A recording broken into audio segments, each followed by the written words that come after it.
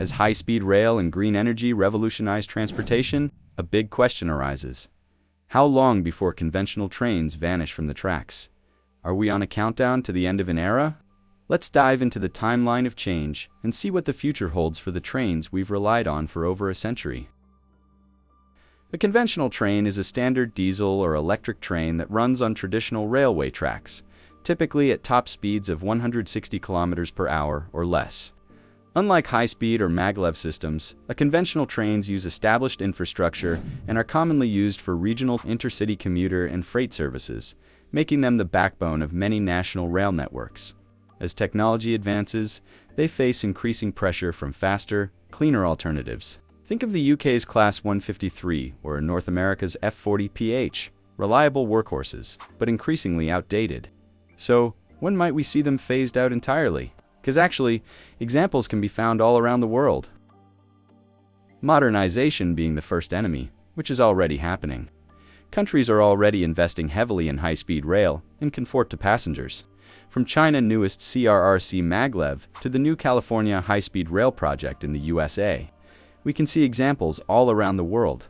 India is doing big efforts to modernize their fleet, and even Romania is doing important steps modernizing their tracks and fleet all around the country. These systems reduce travel times and cut emissions, making older trains look slower and dirtier by comparison, even though these changes are still far behind the high-speed trains we see in China or Japan. They are important steps forward. Meanwhile, full electrification is accelerating.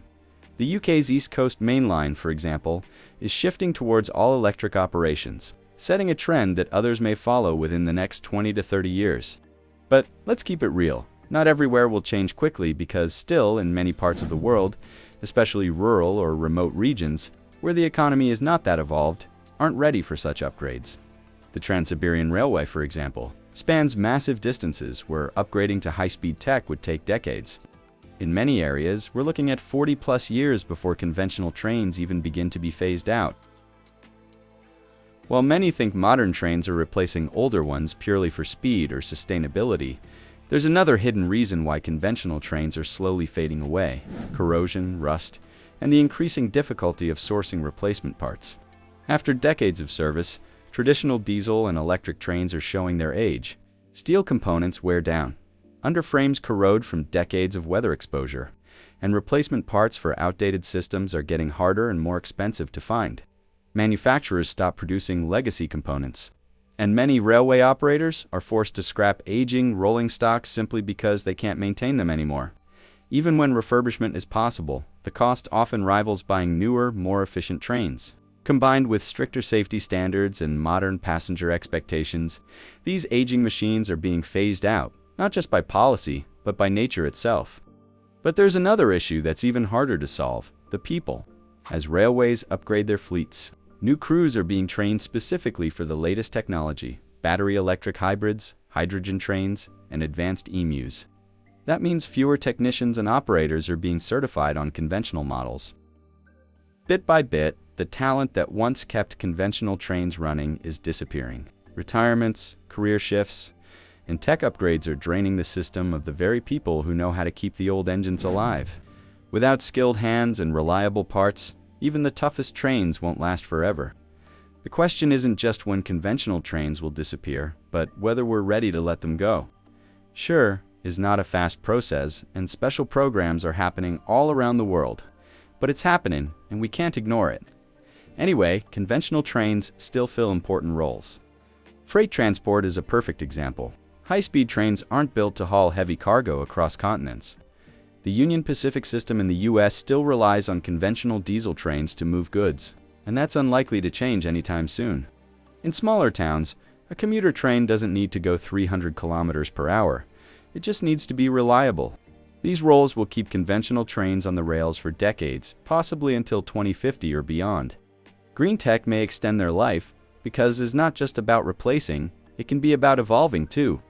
The future of conventional trains might actually be cleaner versions of themselves. Hydrogen and biofuel tech are already being tested.